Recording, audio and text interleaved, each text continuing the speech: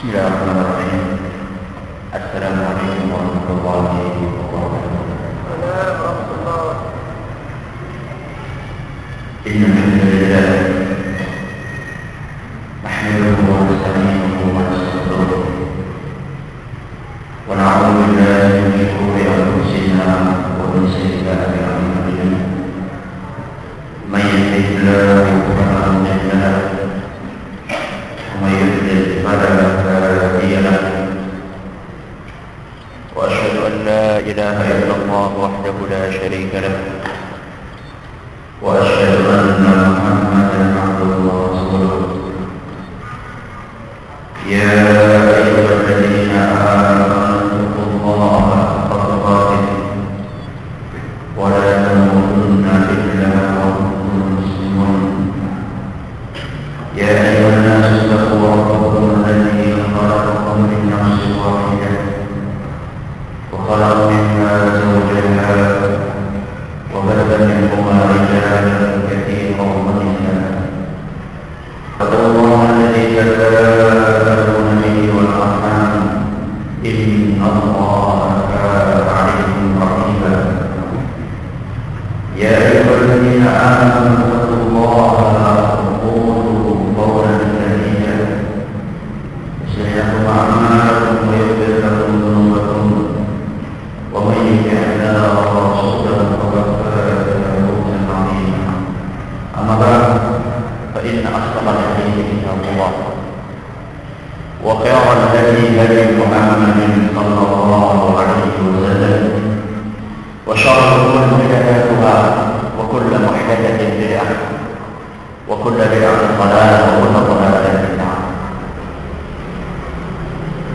Kita mengucapkan puji dan syukur kepada Allah Subhanahu wa taala.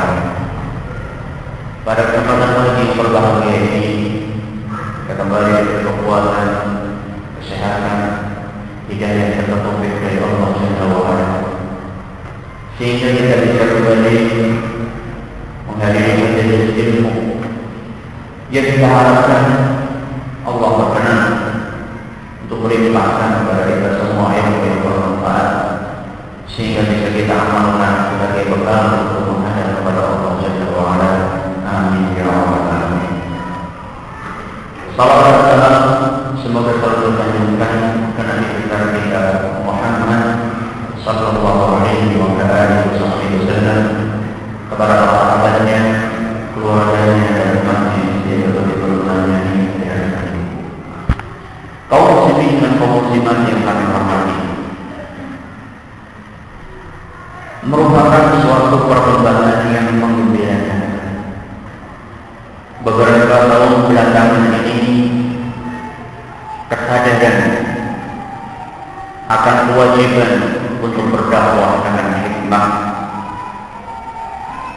mulai menggeliat di dalam jiwa para pengusung dakwah Ahlussunnah wal Jamaah di tanah air.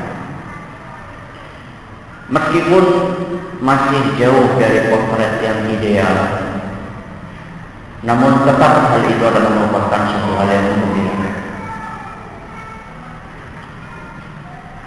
Apabila kita cermati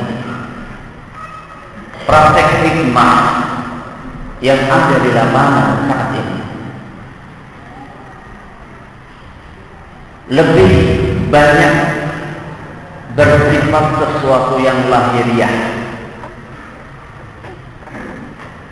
Salam, senyum, menengok orang yang sakit, bismillah dikeraskan atau didedehkan. Kalau terawih 4-4-3 atau 2-2-2-2, pakaian bagaimana seharusnya. Yang kebanyakan praktek tersebut sesuatu yang bersifat lahiriah, yang kelihatan. Padahal di dalam berdakwah, seorang dai tidak cukup hanya dengan mengandalkan sesuatu yang bersifat apa? Lahiriah. Tapi ada sisi lain yang harus diperhatikan oleh seorang dai, Bahkan sisi itu lebih penting. Apakah itu? Sesuatu yang apa? Bersifat batiniah, yaitu sesuatu yang ada dalam apa? Dalam hati. Memadukan antara sesuatu yang bersifat lahiriah dengan sesuatu yang ada di dalam hati adalah merupakan dua sejoli bekal utama dai yang ingin berhasil dalam dakwah. Ketimpangan dalam satu sisi tidak. Idealnya adalah dia memperhatikan sisi lahiriah dan juga memperhatikan sisi batiniah seorang dai. Kalau belakangan ini banyak tulisan-tulisan yang muncul, entah itu dalam majalah atau buku atau internet, tulisan yang menyinggung tentang praktek-praktek hikmah dalam berdakwah. Dan kebanyakan ketika dicermati, hal itu adalah sesuatu yang bersifat lahiriah, seperti yang saya sampaikan tadi, entah itu dalam bentuk buku ataupun dalam bentuk majalah. Maka insya Allah pada kesempatan kali ini kita akan menyinggung sisi lain yang seharusnya diperhatikan oleh dai, yaitu sesuatu yang bersifat batiniah. Dan inilah yang kami maksud dengan berdakwah dengan hati. Jadi saat ini kita nggak akan berbicara tentang lemah lembut dalam berdakwah, tentang menebarkan salam, tentang senyum, tentang akhlak yang sifatnya lahiriah, tidak. Karena itu sudah banyak dibahas. Sekarang kita akan menyinggung sisi lain yang barangkali masih perlu untuk dibahas lebih banyak lagi, yaitu berdakwah dengan hati. Diceritakan pada suatu hari ada seorang juru dakwah dalam tanda kutip datang kepada Muhammad bin Wadi', salah seorang ulama abad kedua Hijriah. Dia mengadu kepada Muhammad bin Wadi' dan berkata, "Wahai Muhammad, mengapa ketika saya berdakwah saya tidak melihat para hadirin yang hadir di majelis saya menangis? Hati mereka juga tidak bergetar dan jiwa mereka juga tidak tersentuh dengan apa yang saya sampaikan. Kenapa kok mereka seperti itu?" Jawaban Muhammad bin Wadi', "Wahai fulan, kayaknya sumber permasalahan itu adalah ada dalam dirimu sendiri. Jadi jangan disalahkan siapanya? Salahkan mad'unya, objek dakwahnya. Jadi nggak mesti kalau misalnya ustaz ngisi kemudian yang hadir pada ngantuk itu yang salah siapanya? Nggak mesti yang salah mad'unya. Nggak mesti itu bukan berarti mad'unya nggak salah ya. Bisa jadi mad'unya memang salah. Jadi antum jangan tenang dulu. Segala sesuatunya nanti ustaznya yang salah. Belum tentu. Kata Muhammad bin Wadi' ketika melihat performa atau penampilan dari dai atau juru dakwah tadi, dia berkata, kayaknya itu sumbernya dari kamu itu masalahnya. Kenapa? Kata Muhammad bin Wadi', fa inna al-ilma awil qawl idza kharaja min al-qalbi waqa'a bil qalb. Wahai saudaraku, sesuatu yang keluar dari hati akan masuk ke dalam apa? Hati. Jadi seakan-akan Muhammad bin Wadi' ingin mengingatkan bahwasanya apa yang ada dalam diri kamu itu belum memenuhi syarat untuk mengeluarkan sesuatu nasihat dari dalam hati. Apakah kira-kira maksud dari perkataan Muhammad bin Wadi' itu kalau kita dakwah ya, cukup misalnya saya duduk di sini, antum duduk di situ, saya diam saja kemudian saya transfer energi yang ada dalam hati kepada antum tanpa bicara, itu maksudnya? Iya. Hah? Ya enggak. Bukan itu maksudnya. Kalau kayak gitu nanti kita jadi orang-orang sakti semua. Enggak perlu ngaji, antum di rumah saja, anak di Purbalingga. Kemudian setelah itu ilmunya sudah apa? Sudah sampai ke hati antum. Bukan itu maksudnya tentunya. Tapi maksud dari perkataan Muhammad bin Wasih bahwasanya nasihat yang disampaikan dari lisan seandainya tidak didukung dari amalan batin, maka nasihat tersebut akan mandul. Apa maksudnya amalan batin di sini? Banyak. Mulai dari ikhlas ketika menyampaikan, kemudian juga rasa cinta yang ada dalam hati kepada mad'u, kemudian juga yang namanya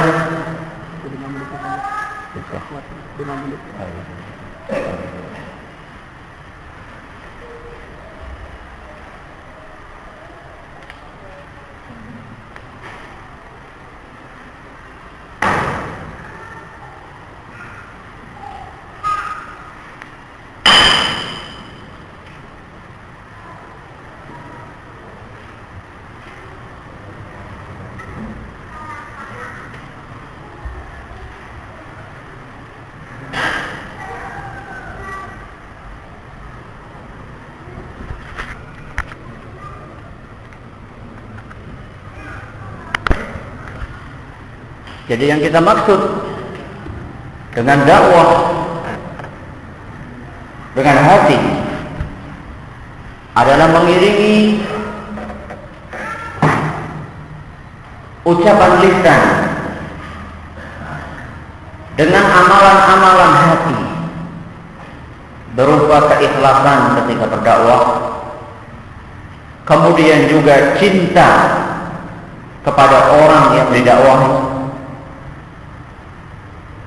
lalu juga harapan yang kuat agar orang yang didakwahi itu menerima kebenaran, sabar, dan sekian banyak amalan-amalan hati lainnya, atau juga bisa dimasukkan ke dalamnya amalan lahiriah, namun amalan lahiriah yang bisa menembus langsung masuk ke dalam hati. Inilah maksud dari judul kajian ini, berdakwah dengan hati. Dan bisa jadi kekurang berhasilan dakwah sebagian dari kita bisa jadi karena dakwah kita belum disampaikan dengan hati. Kalau boleh kita ibaratkan dengan sebuah pukulan. Ada jago karate di sini? Ada? Mana? Saya bukan mau nantang ya. Bukan. Ada jago karate. Kalau orang mukul latihan karate atau latihan tapak suci atau latihan tipan dan lain sebagainya, biasanya kalau mau mukul itu kan disuruh mengumpulkan apa dulu? Mengumpulkan tenaga dulu. Dikumpulkan di mana? Di tangan yang digunakan untuk memukul. Kenapa? Supaya pukulannya lebih apa? Lebih keras. Beda tentunya antara orang yang mukul tanpa kekuatan, hanya sekedar memukul saja, dengan orang yang sebelum memukul dia mengumpulkan tenaga di dalam tangannya, kemudian baru dia memukul. Begitulah kira-kira permisalan dari ucapan lisan. Beda antara orang yang ngomong hanya sekedar ngomong begitu saja, dengan orang yang sebelum ngomong dia itu menatah hatinya terlebih dahulu. Kenapa saya ngomong? Apakah saya sudah ikhlas ketika ngomong ini? Apakah saya ngomong ini karena saya sayang kepada orang yang ada di hadapan saya?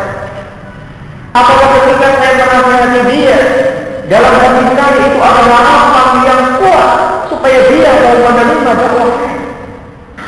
Apa yang penting kita asal kita ngomong, sampaikan, dia nerima, enggak nerima, terserah. Beda.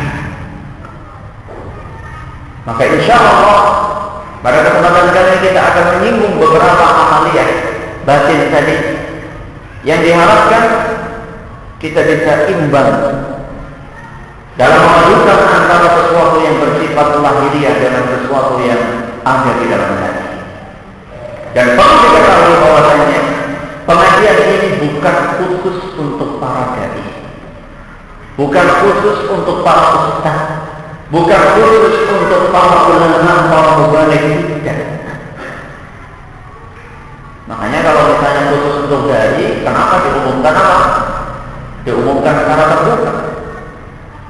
Tapi yang dimaksud dengan pengajian ini adalah setiap dari kita, karena kita wajib untuk menyampaikan ilmu yang sudah kita miliki. Kata Nabi kita Shallallahu Alaihi Wasallam dalam sebuah hadis yang diriwayatkan oleh Imam Bukhari, "Balighu anni walau ayat." Sampaikan dariku meskipun hanya apa? Satu ayat.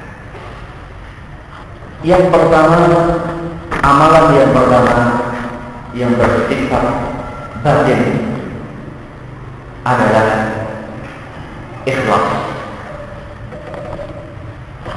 Insya Allah kita akan membahas 4 atau mungkin kalau ada waktu sampai 6.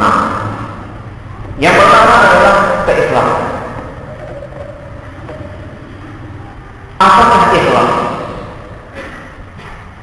Ikhlas adalah memurnikan tujuan dari semua amalan hanya untuk Allah Subhanahu wa Ta'ala. Memurnikan tujuan dari semua amalan hanya untuk Allah Subhanahu wa Ta'ala semata.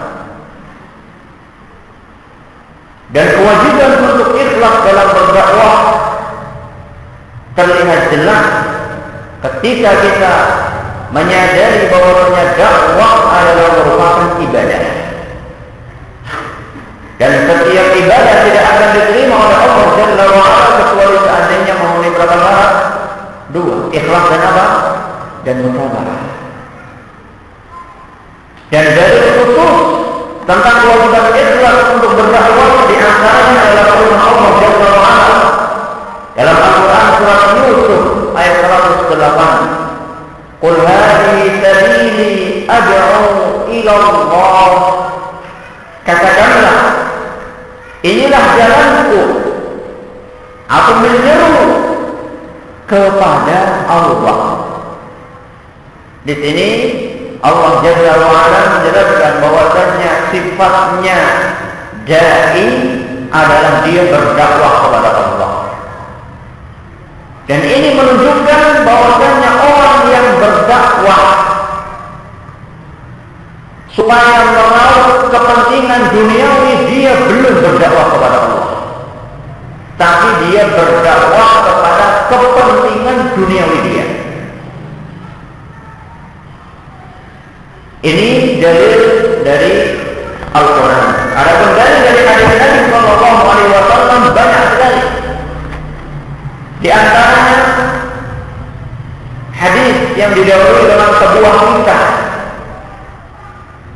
yang diriwayatkan oleh Imam At-Tirmidzi dan dinyatakan sahih oleh Imam Ibnu Khuzaimah dan Ibnu Hibban. Suatu ketika ada seorang tabi'in yang bernama Syufai Al-Asbahi. Dia datang ke kota Madinah. Sesampainya dia di kota Madinah,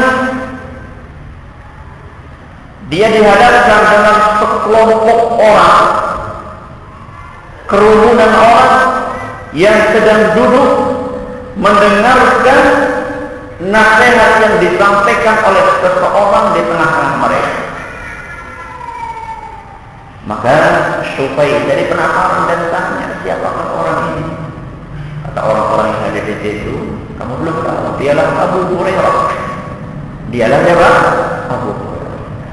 Akhirnya Syufai ini maju ya, sampai ketika duduk di hadapannya dia Pak Abu Hurairah radhiyallahu anhu.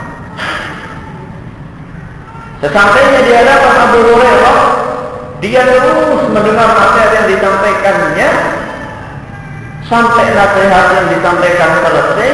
Yang hadir pulang satu persatu sampai tidak tersisa kecuali dua orang, yaitu Abu Hurairah dan Syufai.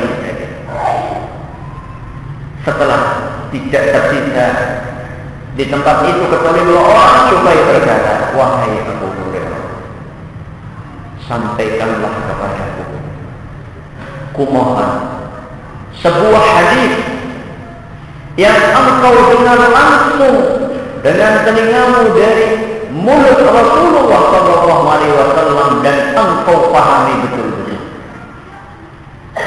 Kata Abu Hurairah, ini kan yang kau inginkan? Baik.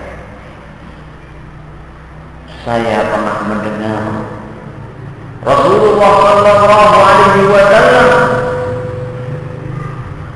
bersabda, dan aku memahami betul sabda Nabi SAW tadi.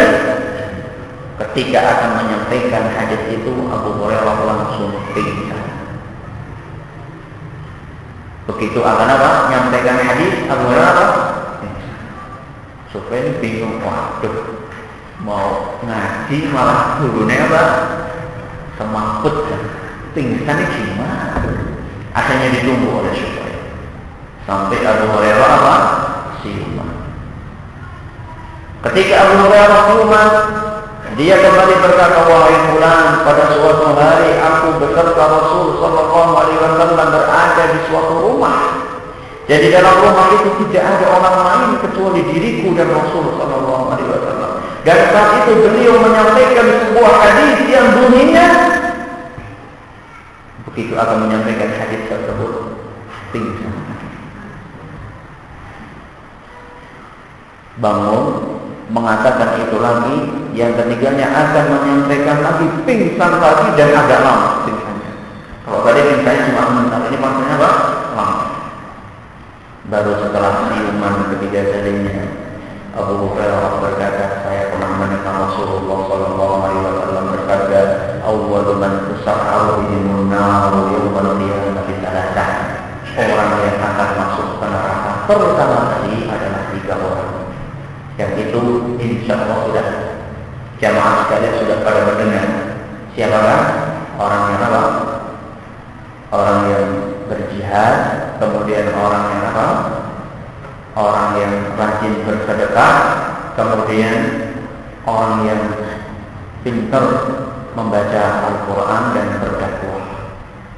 Cuma mereka semuanya, tiga-tiganya adalah orang-orang yang ketika melakukan amalan-amalan tersebut mereka tidak apa? Tidak ada. Hadis ini sering ya kita dengar. Tapi pernahkah di antara kita yang mendengar hadis ini langsung pingsan? Hah?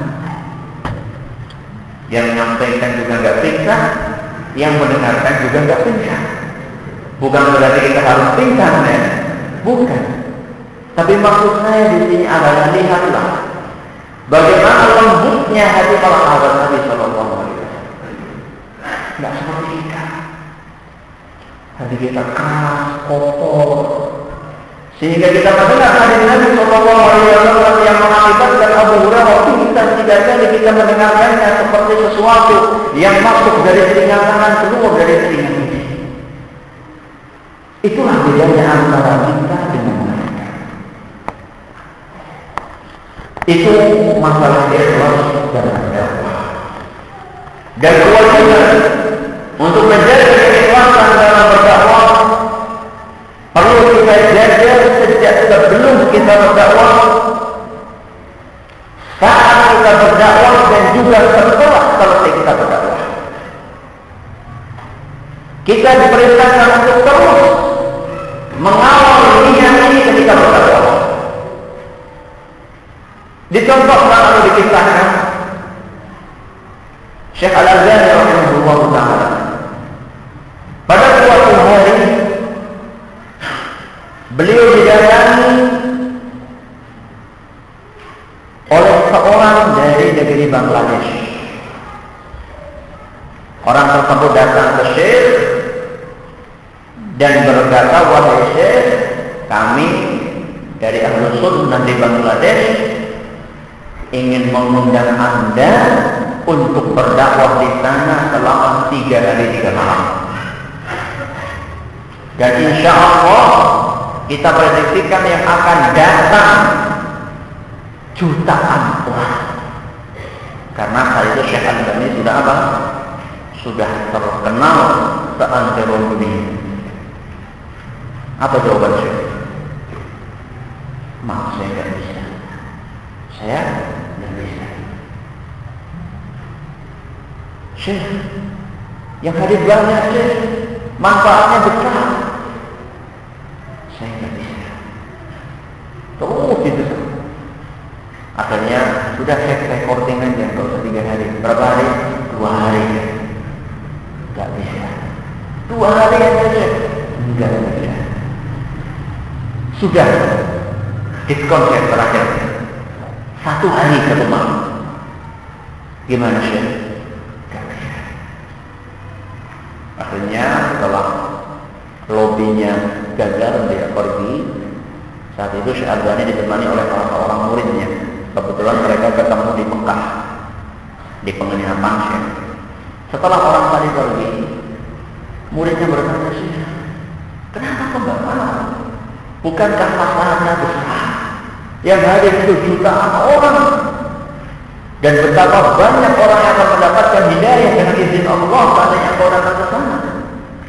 Apa jawaban beliau? Wahai fulan, aku khawatir terfitnah. Aku khawatir terfitnah dengan banyaknya orang yang hadir. Dan saya tidak menjamin saya nanti bisa ikhlas ketika berdakwah.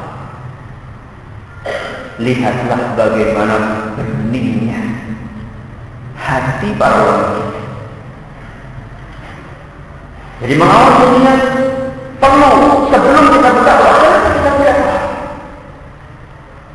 Ketika kita mengajak seseorang, apa tujuan kita?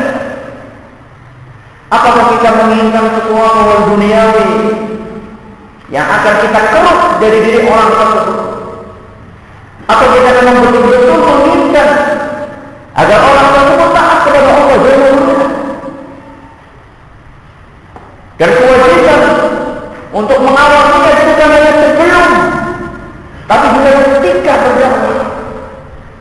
Kata Abdullah, beliau bercerita bagaimana beliau mencermati Umar bin Abdul Aziz rahimahullah ta'ala. Kata beliau, saya pernah melihat Umar bin Abdul Aziz di tengah-tengah bergerak, beliau terdiam. Lagi ceramah ini, beliau diam. Kemudian setelah diam, berhenti kejenak, beliau beristighfar.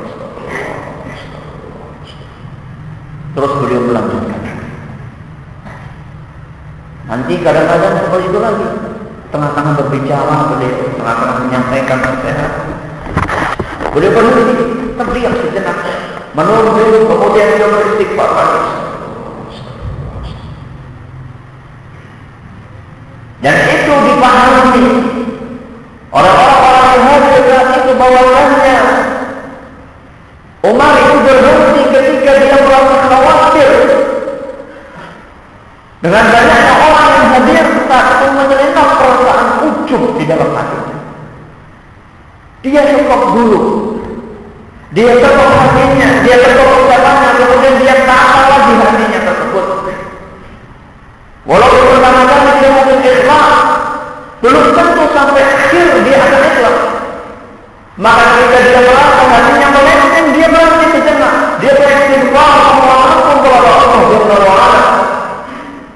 Hatinya yang sudah melenceng itu dia tarik kembali supaya lurus. Begitulah para ulama. Begitulah para ulama. Hati mereka itu sangat jernih. Ketika terlalu sedikit menyimpang, langsung ditarik kembali. Tidak seperti kita.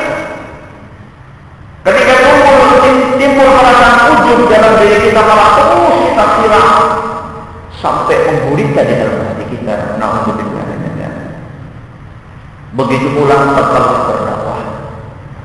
Setelah berdakwah pun kita juga harus terus mencermati niat kita. Belum tentu orang yang awal ketika dakwahnya Islam, di tengah-tengahnya Islam, di akhirnya dia akan celaka, belum tentu. Bisa jadi dia ikhlas ketika berdakwah, namun setelah selesai berdakwah, kemudian dia dipuji oleh orang-orang, Masya Allah, dakwah kamu itu bagus, cara penyampaian kamu bagus, banyak orang yang mendapat hidayah lantaran dakwah engkau.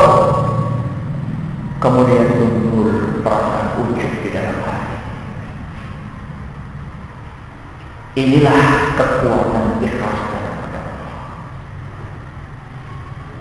Dan sekali lagi saya ingin mengingatkan bahwasanya yang dididik dengan nasihat ini bukan hanya para ustaz, tapi juga antum ini. Bukan hanya para dai, bukan hanya para mudarris, tapi juga para tulabul ilm, para pedagang, para petani, semuanya saja dibidik dengan nasihat. Antum pun ketika berdakwah untuk ikhlas. Misalnya antum pulang kampung nanti antum dakwai tetangga, niatnya apa? Mengincar anak perempuannya, atau pengen betul-betul keluarga tersebut dapat hidayah sehingga anak perempuannya jadi salafiyah kemudian dinikahi. Nah, apa bedanya Ustaz kalau kayak gitu? Harus kita berhenti. Walaupun kita sebagai orang awam, bukan sebagai seorang dai, kita juga harus mencermati niat kita. Kalau juga kita berdakwah kepada tetangga kita, atau di antara kita mungkin ada yang bekerja di sebuah perusahaan, dia berusaha agar bosnya itu mengenal dakwah salaf. Apa tujuannya? Apakah memang betul-betul tujuannya agar dia mendapatkan hidayah, atau ada maksud-maksud tertentu di dalam hati kita supaya gaji kita naik, supaya pangkat kita naik juga? Ini harus kita cermati. Poin pembahasan berikutnya adalah mengapa ikhlas itu bisa menyuntikkan pengaruh dalam nasihat yang keluar dari kita. Mengapa ikhlas yang tempatnya di dalam hati bisa menyuntikkan kekuatan ucapan lisan? Kenapa? Sebelum saya sampaikan mungkin ada yang tahu. Nah, sobat, kesempatan kita buka lebar.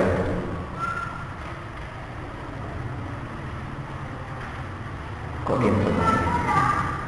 Lagi menata niat ya? Karena takut ngomong nanti lihat ya, lagi menata niat dulu. Masya Allah, kayak Umar bin Abdul Aziz ini. Nah, ada yang tahu kenapa kira-kira? Silahkan.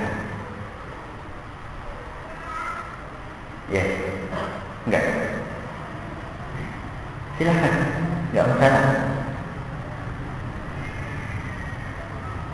Ini dari sekian, ya, apa?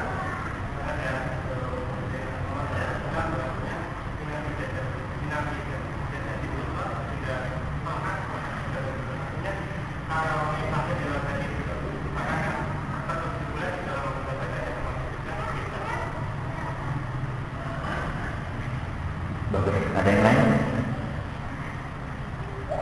Ada yang lain? Regu A baru nggak ada. Ini baru regu C ini yang jauh. Regu A, regu B masih kosong.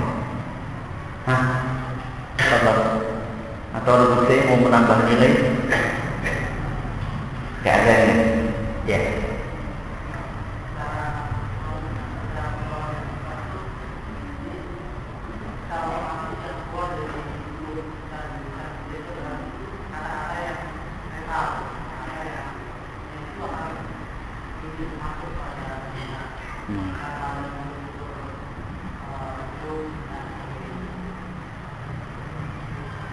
Bagus. Saya bukan Pak Dinopidin ya. Segala sesuatunya bagus, cuman ini suatu usaha yang bagus. Ada lagi silakan.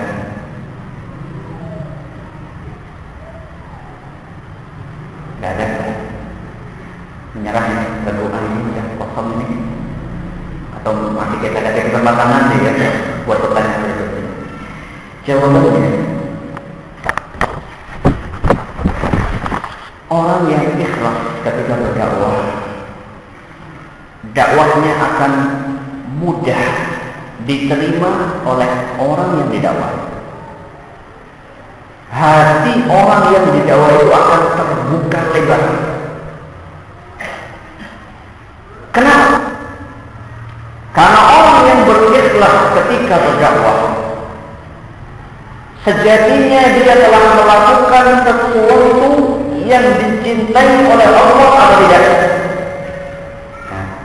Dia telah melakukan sesuatu yang dicintai oleh Allah. Dan manakala Allah Subhanahu wa ta'ala cinta kepada seseorang, maka Allah akan jadikan para manusia yang ada di muka bumi hatinya terbuka dan menerima apa yang disampaikan oleh orang.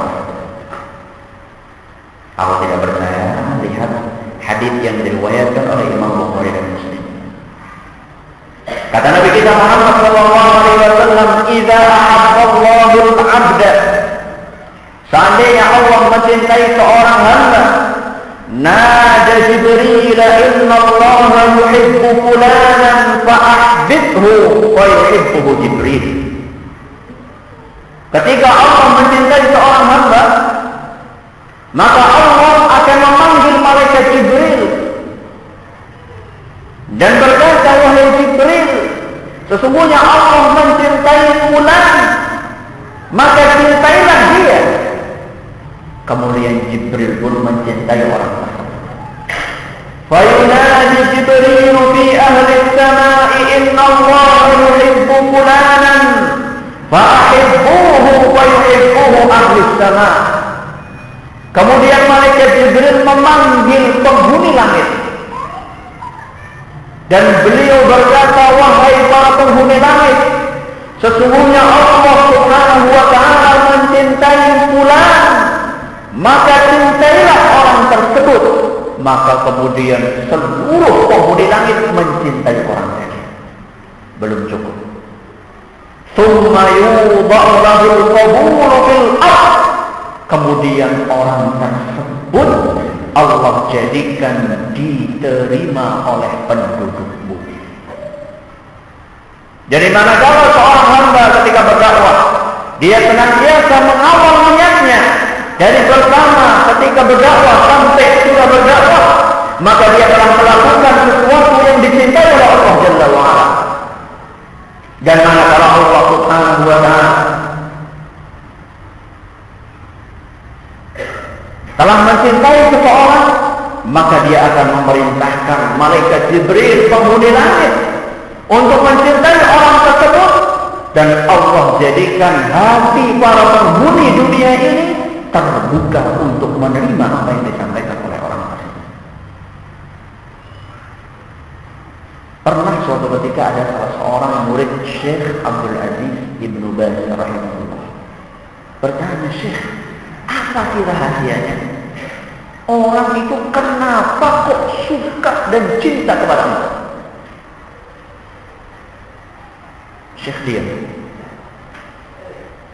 Kemudian dia berkata, "Saya tidak mengetahui sesuatu, melainkan kalau saya itu sudah mengetahui kebenaran, maka saya akan suarakan kebenaran itu tanpa peduli orang itu suka atau tidak." Berarti dia itu sedang mengejar keridhaan siapa? Keridhaan Allah Subhanahu wa ta'ala. Dan tidak heran orang yang ketemu sampai ahlul bidah, sampai orang-orang Nasara, ketika mendengar nama Syekh Abdul Aziz Ibnu Baz, mereka langsung mengatakan, "Saya cinta kepada orang tersebut." Dan apapun yang disampaikan oleh Syekh akan mudah diterima. Ini adalah berkenaan dengan kenapa kok orang yang menyampaikan sesuatu dengan ikhlas dia akan mudah diterima nasihat. Dan ini pula sebabnya kenapa perkataan ulama salaf mudah masuk ke dalam hati dibandingkan perkataan siapa? Perkataan orang-orang seperti kita ini. Pernah ada salah seorang ulama yaitu Hamdun Al-Qassar, dia pernah ditanya, mengapa perkataan para ulama salaf lebih membuahkan hasil dibandingkan perkataan kita? Hamdun Al-Qassar itu adalah seorang ulama yang hidup pada abad ketiga Hijriah. Dia ditanya oleh seseorang, kenapa kok perkataan ulama salaf, yaitu ulama abad pertama, kedua, itu mudah diterima dibandingkan dengan perkataan kita, orang yang hidup pada abad berapa? Ketiga Hijriah. Kata Hamdun, karena para ulama salaf mereka berbicara demi kemuliaan Islam, untuk menyelamatkan umat manusia dan untuk mencari keridhaan Allah. Itu tujuan ulama salaf ketika berbicara. Mereka tujuannya yang pertama adalah apa? Untuk kemuliaan Islam. Yang kedua untuk menyelamatkan umat manusia. Dan yang ketiga untuk mencari keridhaan Allah. Adapun kita, yaitu yang hidup pada abad berapa? Abad ketiga Hijriah. Maka banyak di antara kita yang berbicara untuk mencari kemuliaan pribadi, untuk kepentingan dunia, dan untuk mencari keridhaan manusia. Itu bedanya. Jadi kenapa para ulama salaf mereka ucapannya pendek, nggak bertele-tele, kalau dibaca langsung masuk ke dalam hati? Itulah sebabnya. Kalau mereka ikhlas ketika berkata, ikhlas ketika menulis. Adapun kita masih sangat jauh dari potret ideal. Andaikan Hamdun Al-Qassar hidup pada abad keberapa? Ketiga Hijriah. Bagaimana dengan orang yang hidup pada abad keberapa? Sekarang kita abad keberapa? Abad ke-14 Hijriah. Andaikan seorang ulama yang hidup pada abad ketiga Hijriah saja sudah mengendus adanya virus tidak ikhlas, kalau kita yang hidup di abad ke-14 ini kok tidak sadar-sadar, kebangetan. Apa kebangetan? Keterlaluan. Keterlaluan kalau misalnya kita tidak menyadari bahwa kita itu masih kotor. Hati kita masih kotor dari, atau masih dikotori dengan sifat-sifat tidak ikhlas. Dan berdakwah yang dibutuhkan untuk ikhlas itu bukan hanya berdakwah dengan lisan, tapi juga termasuk berdakwah dengan apa? Dengan tulisan. Dan dampak buruk dari tidak ikhlas ketika menulis sama dengan dampak buruk dari tidak ikhlas ketika berbicara. Seorang ulama karismatik Madinah, Imam Malik bin Anas, pernah ditanya, wahai Imam Malik, kenapa engkau menulis kitab Al-Muwatta? Padahal banyak orang yang hidup sezaman dengan engkau sudah menulis apa? Kitab yang serupa. Jadi pada zamannya Imam Malik yang namanya kitab Al-Muwatta dengan nama ini itu sudah banyak. Kenapa engkau tulis lagi, wahai Imam Malik? Apa jawaban beliau? Jawaban yang pendek tapi syarat dengan makna. Apa jawabannya? Maka lillahi yabqa. Maka lillahi yabqa. Sesuatu atau segala sesuatu yang dikerjakan ikhlas karena Allah, maka dia akan abadi. Maka lillahi yabqa. Sesuatu yang dikerjakan karena ikhlas mengharapkan kepada Allah Jalla wa Ala, dia akan abadi. Dan fakta sejarah membuktikan hal tersebut. Dari sekian puluh Al-Muwatta yang ada barangkali hampir-hampir tidak sampai ke tangan kita kecuali muwatta'nya siapa? Imam Malik rahimahullah. Jadi tulisan atau buku yang ditulis dengan keikhlasan oleh penulisnya bukan hanya akan abadi, tapi juga tulisan tersebut akan memasukkan kedamaian dan ketentraman di dalam hati orang yang membaca. Huruf ini bisa berbicara nggak?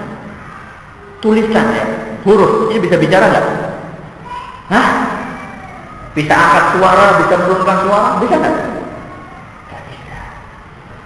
Tapi ketika huruf-huruf tersebut ditulis dengan pena keikhlasan, maka seakan-akan huruf tersebut memiliki roh yang bisa menembus masuk ke dalam jiwa orang yang membaca. Tentunya beda dengan orang yang menulis hanya untuk mengejar royalti, atau orang yang menulis hanya untuk sekedar mencari popularitas, atau orang yang menulis hanya sekedar untuk mempertahankan ketegangan dia. Beda antara ini dan ini.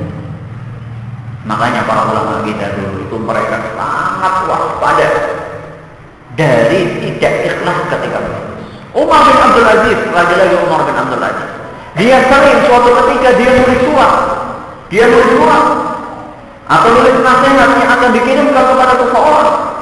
Belum sampai dia nulis, dia langsung sobek surat. Kemudian dia buang surat. Ditanya kenapa? Saya nulisnya dari ikhlas. Saya nulisnya apa? Al-Imam Al-Mawardi, salah seorang ulama abad ke-5 Hijriah, ulama besar mazhab Syafi'i, sebelum dia meninggal dia memanggil orang kepercayaannya, wahai fulan, di tempat di suatu tempat, di sana ada buku-buku karangan saya. Dan sampai detik ini saya masih enggan untuk menyebarkan buku tersebut karena saya merasa belum ikhlas ketika menulisnya. Ketika nanti aku dalam keadaan sakaratul maut, letakkan tanganmu di atas tanganku. Andaikan aku mati dalam keadaan menggenggam tanganmu, maka ketahuilah bahwasanya sampai saat itu saya belum menemukan keikhlasan dalam hatiku. Namun seandainya aku mati dalam keadaan tanganku terbuka dan tidak menggenggam tanganmu, maka ketahuilah insyaallah saat itu saya telah menemukan keikhlasan di dalam hati. Ketika meninggal dunia, diceritakan oleh orang percaya tersebut, meninggal dalam keadaan tangannya terbuka. Kemudian disebarkanlah bukunya Imam Al-Mawardi ke seluruh penjuru dunia. Lihat bagaimana para ulama. Bahkan pesannya kata beliau, kalau misalnya saya itu menggenggam tangan kamu berarti saya belum ikhlas, maka seluruh buku saya itu buang ke sungai. Buku yang ditulis mengorbankan waktu sekian panjang, membaca sekian buku, sekian referensi dibaca, dia rela untuk dibuang ke sungai. Kenapa? Karena dia takut dia itu belum ikhlas ketika menulis. Bagaimana dengan siapa? Bagaimana dengan kita? Ini berkaitan dengan apa? Poin yang pertama yaitu poin